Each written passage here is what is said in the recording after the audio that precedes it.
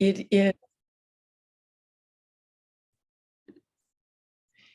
is a pleasure to welcome our guest tonight from the Golden Rule. And I guess I'd like to preface it with saying it's been many years that some of us have worked together, and I'm thinking 20, 30 years. And it's been such an honor and a pleasure to see the events and the activities of the Golden Rule, the extraordinary challenges that we have all had during the pandemic, the even greater challenges of making sure the project continues and that we're able to raise funds to make it a success.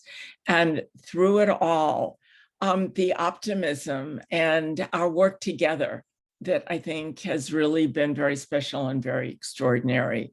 So we'll start tonight with introducing Helen Jaccard, who is manager, all-purpose person, fundraiser, you name it, for the Golden Rule, and has faced a number of our obstacles to keep this going and to maintain, I feel like, maintain our sanity and just be positive and get to the point of starting on the Great Loop. So Helen, thank you for joining us. I think that's Captain Kiko next to you. Welcome, and I don't see Gerry. He's in the background.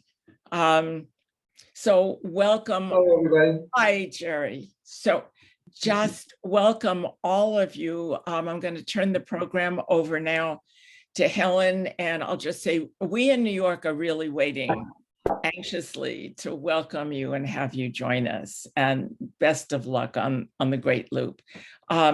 Let us know how we can continue to help this super project. Oh, wonderful. Thank you. Thank you for having us. I know I've been with the New York chapter of Veterans for Peace before. I see a few names that I haven't seen before. So I'd like to start out with just a very brief introduction of the project so that then we can get on with current status and having Kiko help us out here. And I'm going to get to my PowerPoint presentation. This is one I've used before, so just bear with me. I'm going to go quickly. Yeah.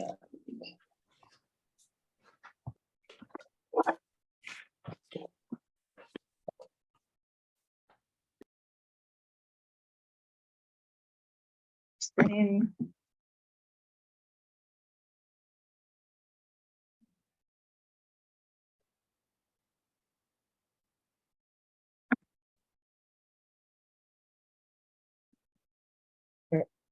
So, sorry, Mike.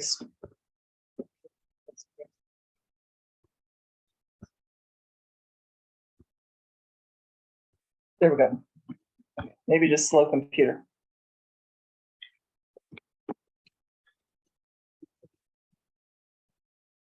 This one my heart's full. Okay, all right. So there's the Golden Rule Peace Boat and Project of Veterans for Peace to oppose nuclear weapons and do so in a dramatic fashion. In 1958, Golden Rule was sailed by these four men towards the Marshall Islands to interfere with nuclear bomb testing. The United States dropped 67 nuclear bombs in the Marshall Islands from 1946 to 1958. Persistent today are birth defects, cancer, radiation in the atmosphere, and the people are not able to grow their own food or catch their fish. So they're totally dependent on the United States. By 1958, people had written letters to the editor, done everything that they could to try to stop the nuclear tests. And finally, they decided that they needed to get a boat and sail directly into the Marshall Islands and just put their lives in the way to try to stop the tests. So this is the Golden Rule in 1958. And this is where they were going. They started out in Los Angeles. They got to Honolulu and they resupplied and they were headed for the Marshall Islands. And a Coast Guard cutter brought them back twice. and they spent 60 days in jail.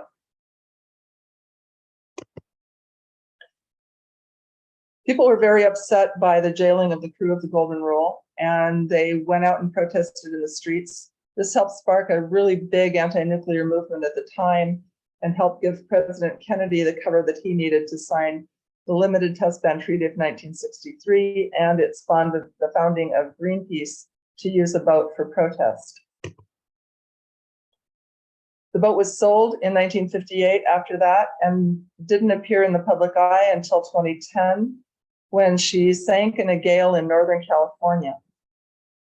You can see what a wreck it was at the time. Veterans for Peace, Quakers, and other wooden boat lovers decided to rebuild her. And it took 5 years. So in June, we launched her back into the waters of Humboldt Bay in Northern California. June 2015. Then we sailed up and down the West Coast until President Trump and President Kim of North Korea were threatening each other with nuclear annihilation. And we decided it was time to go back into the Pacific. After Hawaii, we were going to head to the Marshall Islands, and then Guam, Okinawa, and Japan, and to be in Japan in time for the 75th anniversary of the dropping of the bombs. We were all ready to go. We had made it to Hawaii and sailed all the islands of the Hawaiian Islands that we could easily get to, and ready to go on to the Marshall Islands when COVID stopped us. And we had to return to the United States. Captain Kiko lives on the big island of Hawaii, and he helped us sail from Oahu to Kauai. No, Kauai back to Oahu.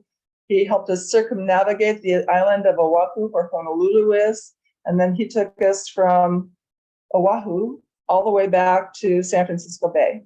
And he's returned to be with us along the Great Loop for the next 5 months.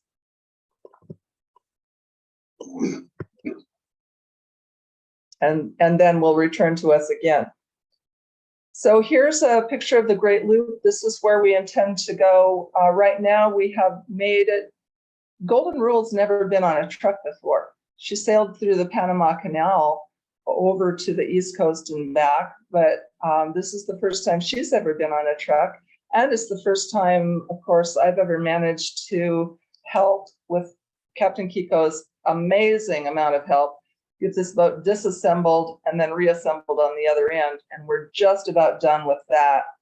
So as you can see from the map, first thing we're going to do is go down the entire Mississippi River, then go around the tip of Florida. We're going to go way up into Maine, back down to New York City, up the Hudson River, through the Erie Canal, around the Great Lakes, and back down a different inland waterway, which is in purple and black, back down to the Gulf of Mexico.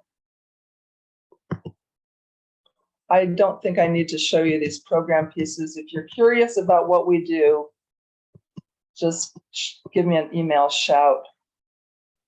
The Great Loop is going to be almost 11,000 miles. We're going to be in around 100 towns and cities, and it's going to take 15 months to do the trip. And that's because we don't want to be in the north during the winter time when it's frozen, and we don't want to be in the Gulf of Mexico during hurricane season. So the seasons dictate our schedule for the most part, for the overall schedule. And then what's where and who's interested dictates the fine details. We will be in New York City, May 20th, 2023 is our arrival, and we'll depart on May 28th, 2023. That's fairly firm. We have to keep going. So our schedules are fairly firm. We can make minor adjustments to allow for additional cities or certain conditions, like the boat. We'll be doing some off-course events. Like Kiko and I spent days up in Duluth. Oh, and you were with us too. Mm-hmm. Yeah. So the same three of us were up in Duluth, Minnesota, while the boat was down in Wisconsin, and given lots of presentations up there. We'll be going to several other places along the Mississippi that are not along the Mississippi that you can only get to by car. And we'll be doing that along the way. So you might hit me up for, if you want us to go someplace that's not along the water, just let us know. We can get there by car. Okay. Of course, we're going to, everywhere we go, we do calls to action of some sort. So that's my PowerPoint presentation. I'm going to stop sharing my screen. And that's basically the update as well. I'm going to let Kiko give the physical boat update because you've just been spending, almost 3 weeks putting this boat back together again. And other things that you wanted. Yes, go ahead with it. We're not in a hurry, so you can let them know whatever you like. Okay. Aloha kako. Greetings to us all. I have requested to be on the parts of the Great Loop up the East River past the United Nations, out Long Island Sound, up the Hudson, and across the New York State Barge Canal. Don't know if that'll happen, but I would like to have it happen. I have friends in your land.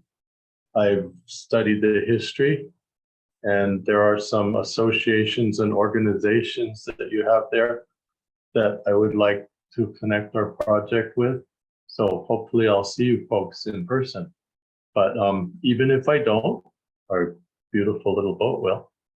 And we spent the last, as Helen said, 3 weeks putting it back together. I hope we never have to take it apart like that again. But we will have to take the mast down to go through the New York State Barge Canal, and again to go through the Chicago Ship and Sanitary Canal and Illinois River. So the difference will be all the hardware, antennas, wiring will be able to remain attached to the masts, and will carry the masts on horses on deck. Whereas the trucker required we strip everything from the masts and wrap the masts in carpeting. And that's what's taken so long. Today, I'm happy to report that they had held up an article publishing last Sunday for the Minneapolis Star Tribune, a very well interviewed article by an extremely experienced reporter. They held it up for photographs, and today they scheduled a photographer to come aboard at noon, hopefully to get pictures with the sails up like this. Well, as far as we got was, I'm sorry, I'm pointing at a screen that you probably can't see. I'll try. This, no arms. Oh, there's the arm. The after sail with the nuclear disarmament symbol was up, and the forward sail was up. The main sail with the Veterans for Peace symbol was not ready to be hoisted yet. However, it worked out perfectly. The wind was quite strong. We asked the reporter if she'd like to go for a short sail out on Lake St. Croix. And so our first sail since being back in the water, half an hour. And she said it was very meaningful for her, and I'm sure she got some really good pictures to go with the article. I would like to entertain any questions you might have about Golden Rule the vessel, or maybe Golden Rule and her connection to New York. I'd like to say a few words before that. And then Gerry would like to say a few words before that. Thank you. Thank you. Yes. Well, Captain Kiko has a lot of great stories to share, and you're going to enjoy him when he's in New York, and I'm sure that'll happen. I just want to say a few things. First of all, thanks to Veterans for Peace, and especially thanks to our friends there in New York who've been really critical supporters. Helen likes to say the Golden Rule is magic because she attracts to her the support that she needs, the people that she needs, people like Captain Kiko. But this project has actually required the efforts of hundreds of people. I mean, there have been 140 or 50 crew over the last 7 years, including quite a few captains, but then all the local organizers, all the people who showed up, the boat people who show up right at the right time to bring their expertise. I mean, it's just amazing. It's a miracle in itself, I think, the huge collective effort that this whole thing represents is amazing. I want to say a little something about our events. Of course, our main mission is to educate people about the dangers of nuclear war and to build support for the Treaty on the Prohibition of Nuclear Weapons. We also talk about all nuclear-related issues.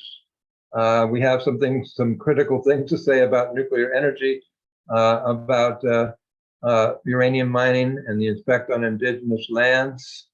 Our events that we're going, however, they'll have a nuclear focus. We like to say we're sailing for a nuclear-free world and a peaceful, sustainable future. And with that in mind, our events are going to be, as much as possible, very intersectional, which is to say, not only will we make connections with the other existential threat, which is, of course, climate change, but also we'll invite local activists to share their local struggles with us and to make connections between the war at home and the war abroad, and push for peace at home and peace abroad. We definitely want to invite indigenous activists. In fact, we'll be meeting with a large community of Marshallese in Dubuque, Iowa, within a week or two. Obviously, the danger of nuclear war is greatly increased at the moment because of the war in Ukraine. And I think it's a very, very serious danger, and it's something we all need to take seriously. So I would suggest that, we'll be talking about that as well. We think it's really important to push for a ceasefire and negotiations to end this war, to push for billions of dollars to go to climate, housing, healthcare, and jobs, not for more weapons and endless war. And certainly we don't think that we should be risking the possibility of nuclear war. So we'll be talking about those things. We'll encourage people to, Veterans for Peace is part of the Peace in Ukraine Coalition, just completed a successful week of action and is making more plans. So if you're interested in that, please check out Peace in Ukraine Coalition, peaceinukraine.org. That's peaceinukraine.org. So anyway, thanks again for your interest and your support and for sharing this with people around the country. And I know that we're going to have a great time when we come to New York. I have the vision of the Golden Rule sailing right past the United Nations with a whole bunch of us on hand. I hope that's physically possible to do. Maybe you all know. Kiko knows.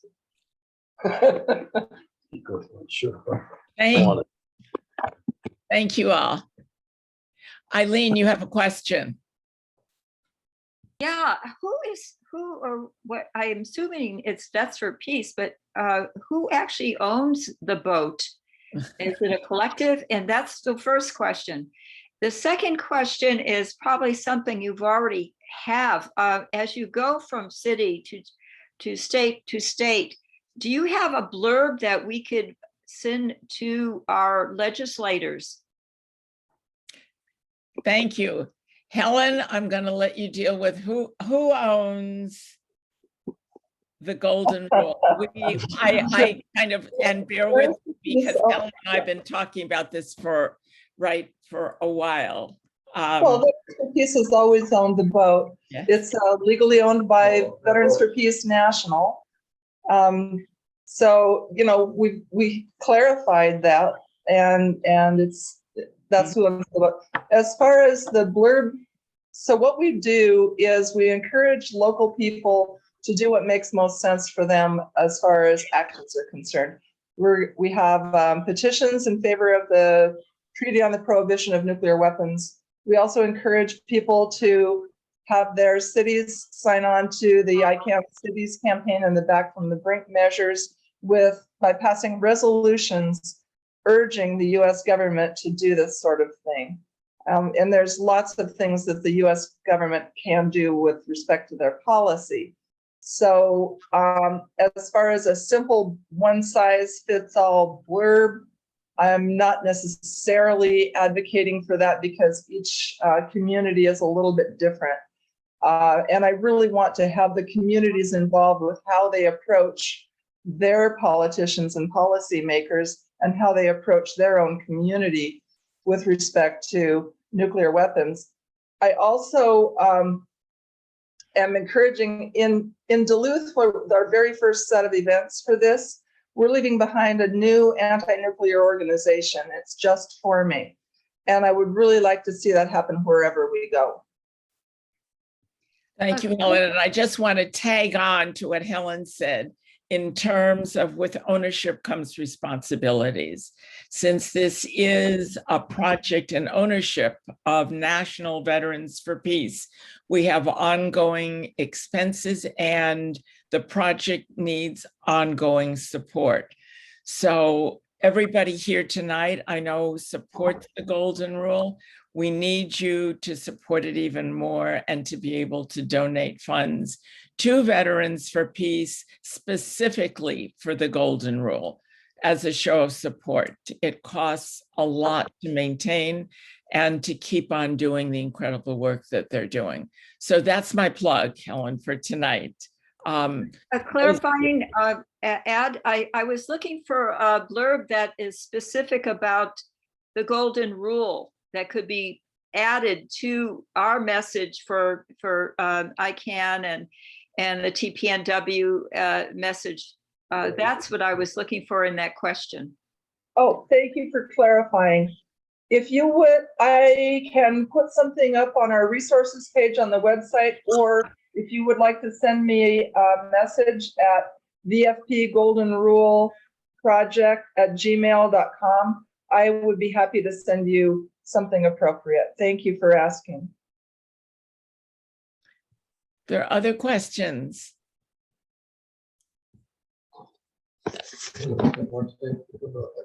And yes, do any of you know former UN Ambassador Anwarul Chowdhury? He lives in New York. He's from Bangladesh, and he has an association, a peace association. Okay, that's someone I'd like to connect with if anyone has that connection there. Also, I am a member of one of the constituent groups that make up ICANN, so I'm familiar with that effort and I support that message. Any boat-related questions or sailing route-related questions? There may be. Peter Metz. First off, welcome. There are at least 3 of us on this call from the Boston area. We're all with Massachusetts Peace Action, and we are looking forward to the Golden Rule's arrival in Boston. And we're starting to prepare for it already. We have a webinar we're going to hold sometime in mid-November about the moral imperative for eliminating nuclear weapons, and we hope to feature the Golden Rule as an opener so that it will get lots of publicity when you arrive in late June, I believe is the schedule. I'm very impressed with what you've done. I have a question about the boat and a question about what you're advocating. So let me ask the question about the boat first. How about giving us some practical dimension? How long is it? What's the sail area? How many people can sleep on board? What's the crew? A couple of things like that. Okay, Sure. you tell I Okay. have a little bit of a sailing background, and then I'll get to my second question. Okay, so Golden Rule is carvel plank. That means the planks are edge to edge and smooth skin over sawn frames, which are sawn to the curve of the hull. And this was the method most boats were built by before fiberglass came on the scene. So she was a very usual boat for her time, being built in the middle 1950s.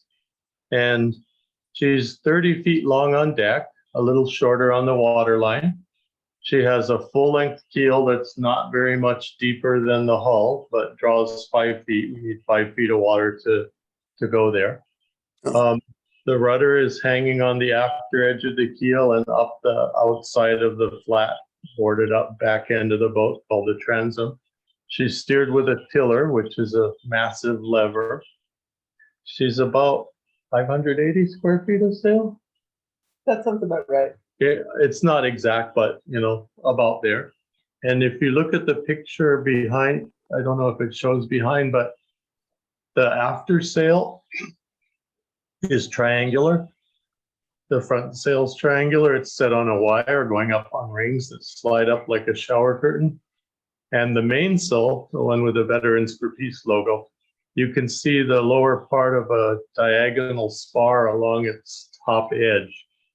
That's called a gaff, and that type of sail is called a gaff sail, and it has the advantage of keeping the mast height lower for a larger sail area. Some other advantages and some drawbacks, some would say. 4 berths.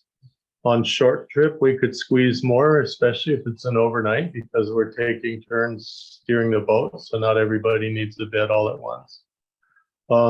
We had 4 of us for 28 days from Oahu, Hawaiian Islands to Sausalito, San Francisco Bay, and it was 2 people on deck and 2 people below at a time. We didn't have 4 berths because we needed to fill one up with supplies for that many people for that long. It's, how shall I say this? Bumpy, wet, maybe cold and fun, or bumpy, wet, cold, and not fun, depending on how one reacts to it, to make a long ocean passage. But coming up the East Coast, we'll be using the intra-coastal waterway, which goes through the Georgia, Carolinas, behind Barrier Islands. So it's a series of bays and canals. We'll be mostly motoring. Chesapeake Bay and Delaware Bay will go up, and they'll be connected by canal. Too bad you guys didn't keep that Delaware and Raritan canal from Philadelphia to the back of Staten Island open, but we'll have to go outside of New Jersey. And we look forward to coming in under the Verrazano Narrows Bridge and up into your New York Harbor. I hope that helped. That helps a lot. Thank you. My second question is about the policy you're advocating. I heard anti-nuclear, I heard anti-nuclear weapons. You can fill me in. Helen, Sure. So we are against everything nuclear, and we are in favor of cleaning up the messes and helping the people that have been hurt by radiation. We also are an environmental group. Radiation is a pollutant. But our primary focus is on eliminating nuclear weapons through the means of the Treaty on the Prohibition of Nuclear Weapons is the main legislative method. And then we have many tactics that will lead us to that and keep us safer from the possibility of nuclear war, which is why the back from the brink measures are so important. Keep the president's finger off the trigger, get the nuclear warheads off of the missiles on the ICBMs. Those are first use weapons. And so declare a no first use policy and back it up in that way. Other things that stop the $2 trillion nuclear modernization program. We don't need more and bigger or even smaller nuclear weapons. So, and there's a variety of things we can do. We're doing education, which helps people understand what they can do to take actions. Peter, did that answer your question? You're muted. you're muted, Peter. That happened. Thank you. Yes, that answered it fine. Can I ask a third one, which is, are you going to Washington, D.C.? And if not, why not? We are. Wonderful. And when do you expect to be there? Just a moment, please.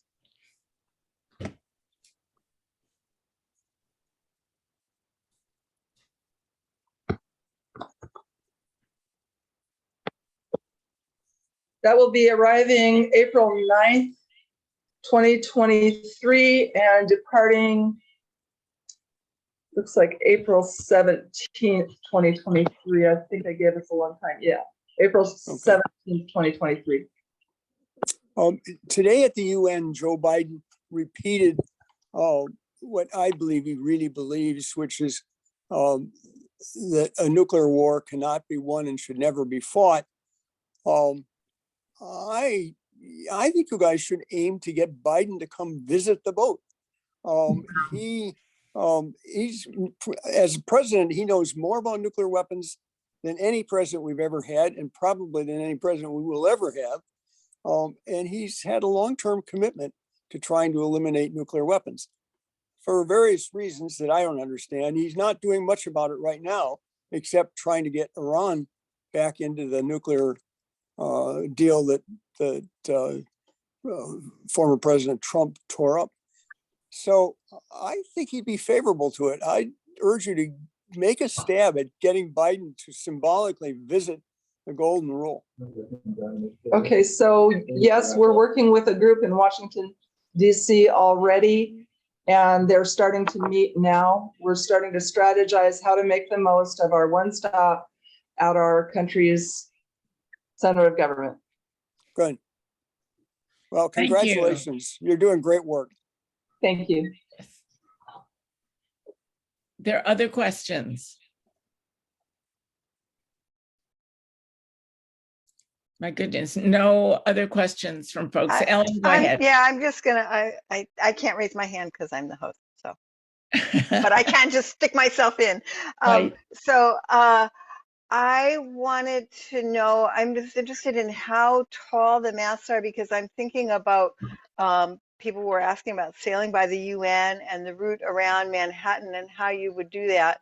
And there are certain bridges and so on. So I just wondered if you could just give us that number, how We can say, yeah, okay, we can sail under a 39-foot bridge. So from Okay. waterline to the bottom of the bridge.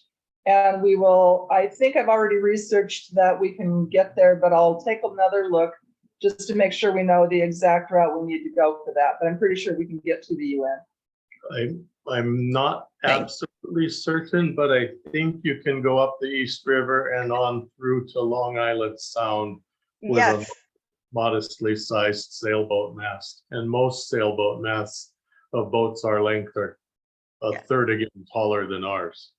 Yes, you can. I've done that. I was also thinking though of then the Hudson River, which there's a railroad bridge on the tip of Manhattan that you might not fit under. Is that on the Harlem Creek and Squayton Devil Yeah. Creek? Yeah, Yes. we're not going to go that way because Okay. they're going through to Long Island Sound up to New England. And when they come back, the route calls for going outside of Cape Cod and Nantucket and back into New York Harbor up the Hudson, up the west side of Manhattan this time. Okay. Thank you. You've got Lyndon 3 more. McAllister. You have a hand raised. Yes, thank you. A couple of logistical things. I'm in London, Connecticut, and I'm kind of disappointed that Joanne Sheen from Volatile Peace Trust to be on this call. I've also been asked to restart the Friends Committee on National Legislation, and they have a great piece called Shared Security. Being a product of, and I was just in a meeting with Henry Lohendorf from the New Haven Peace Council last week. And I'd like to bring all of those forces together along with several other sailing ships. The Peacemaker, the Amistad, the Clearwater. I think we could have a fleet here in London. I am a product of this environment. My mother was the only woman in the drafting department of electric boat here when I was growing up, and we rented rooms to nuclear powered sailors. So by the time I was 7 years old, I was looking at drawings of nuclear powered submarines spread across the living room floor. At the same time, I was reading Jules Verne, 20,000 Leagues Under the Sea. So I beg you not to conflate nuclear missiles with nuclear power, which a lot of people do. Nuclear has its problems, it has issues. I've been writing papers on that since 1974. Um, uh, uh, but they are going to be part of the energy configuration for at least for the next 20 years. So we don't need to alienate people unnecessarily. And I'm trying to build a coalition.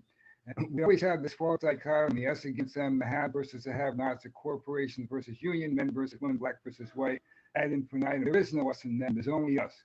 No matter how different we are from other human beings, we're like 99.8% the same.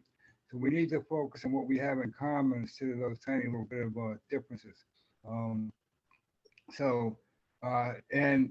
another thing that you need to be aware of. Thank you. I'm sorry, Lyndon, I'm sorry, just a second. Do you have a question? Because we have a number of other people with their hands raised. No, that was it. Thank you. I just want, we need to build coalitions and not make any unnecessary enemies. Thank you. Thank you. Anthony you. Donovan, go ahead. Ooh. Yeah, Lyndon, good point. Yeah. Hi, Helen. Thank you so much. How much time do we have time for taking, and Kiko, taking people for rides out in the Hudson here? Is that part of we have so many organizations here in the city and old organizations. ICANN is the newest, smallest, but we have ancient organizations. We have the Catholic Worker, as you know, right a block from me, who's, Dorothy Day, So we have a lot of organizations, War Resistance League. We have a great Veterans for Peace here, but SANE, Peace Action is also based in here. So we have so many organizations that we'll try to get together. We can have you for a week here and we wouldn't get to everybody, I'm sure. But we do have the UN here. We have 122 nations that signed on to this treaty. And I don't know if you're open to offering some rides to some of the diplomats or ambassadors. I don't know if they want to get wet or try that. But in other words, we could do a lot of different things and advocate for a lot of things. Yes, we can do rides, and we look forward to giving people rides just as part of our program and thanking people for the work that they've done. So we very much look forward to that, depending on weather conditions, of course. Yes, of course. So when you give the okay, or when you know your time schedule, Kiko, Captain, we can try to start floating the ideas to some of the UN missions, which a number of us have contacts with. But I wouldn't want to float something that until I knew that was okay and that's something you're looking for. And the other thing, Helen, I think but the New York City has already passed our resolution to support the TPNW. You know all that. So we're with you on that. And we support all little towns and cities doing the same. So thank you for that. We have, like I said, the Clearwater we're in touch with. They could come down and meet you. And I'm sure we have so many groups that are welcoming you. The UN is right there in Kiko. You can sail right up very close to it. They might not let you sail into it, but yeah, you can sail right by it, and many other great places. What's the name of that school up near Harlem that's along the East River Parkway across from Roosevelt Island? A high school? Yeah, the academy. So anyway, I have a friend who's a teacher there, and the Naval Academy. No, this is a high school, and they planted a bunch of trees along the parkway along there. And we have they're hundreds of high schools. Anyway, yeah. I have a friend who's a teacher there, and they would like to be involved as well. Oh yeah, that's what I mean. We have so many organizations that would love and are waiting. So you just let us know what time you have. May I give you that person's contact? Sure. Okay. And Helen's got my contact, and we'll be in touch. You may not know. I come from a tug family, so I do know, you know, in our tug yards, I'm trying to get you berths, different places you can park your vessel, working on that. But a lot of these, South Street Seaport a possibility? it is, Okay. Thank it you. is, and that would be a great visibility. Yes. Sorry. So Thank I you. wanted to mention, you know, this is far in the future beyond successfully concluding the Great Loop, but getting Golden Rule back to the West Coast on the way to the Panama Canal. We have a goal, a wish list of a thank you tour to the oldest nuclear-free zone in South America and the Caribbean, and also a thank you tour to the ratifiers of the treaty, including Honduras, which was the 50th and final that are along the way. That's right. Thank you. Jim Brasilli. Yes, hello, everyone. Jim Brazel from Connecticut 42.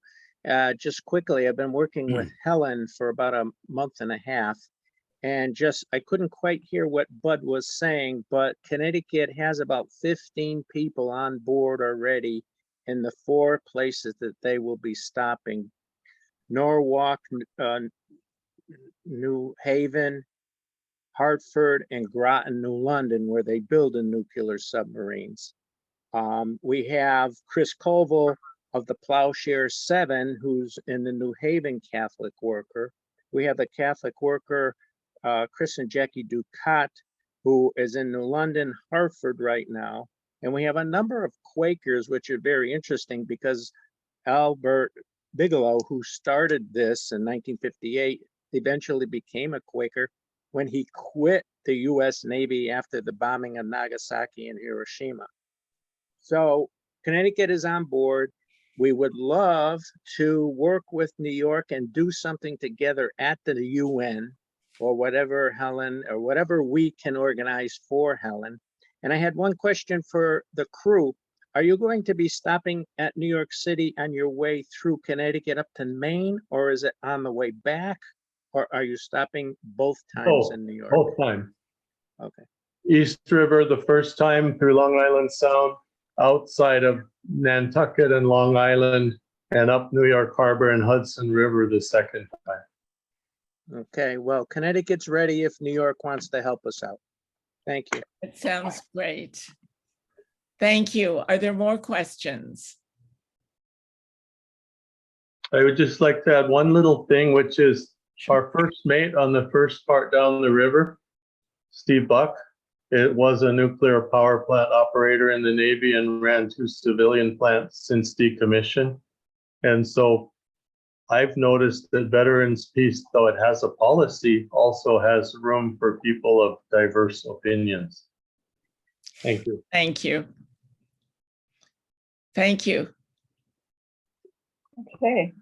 And Bye. any last words? I see Peter Metz has his hand raised. Again, a quick word. Yes, I just want to, who should we be in touch with in your organization to coordinate what we can do in the Boston area? On our side, it would be me. And then so my email address is vfpgoldenruleproject@gmail.com. Excellent. Okay. Super. Keep up the good work. Thanks so much. I really got a great amount of energy from all y'all today. Yeah. It's Yes. wonderful. And thank you for this incredible project. Great to see Anything you else? all. New York and Connecticut rule. Massachusetts too. Looking forward to seeing you all. It's gonna be great. Thank you. Wonderful. And I would like, the reason I asked for Long Island Sound, this may sound funny, but growing up in Hilo, all the books I learned sailing from, I later learned were written by guys talking about Long Island Sound. I'm looking at, no, the wind doesn't come from the west. No, the tide doesn't go up and down. So I want to sail there. So I'm looking forward to it. Thank you. Thank you all. Up to the next meeting for us. Bye-bye. Got it. Yes, Take good luck on care. the Mississippi. We love you. Thank you. Yes.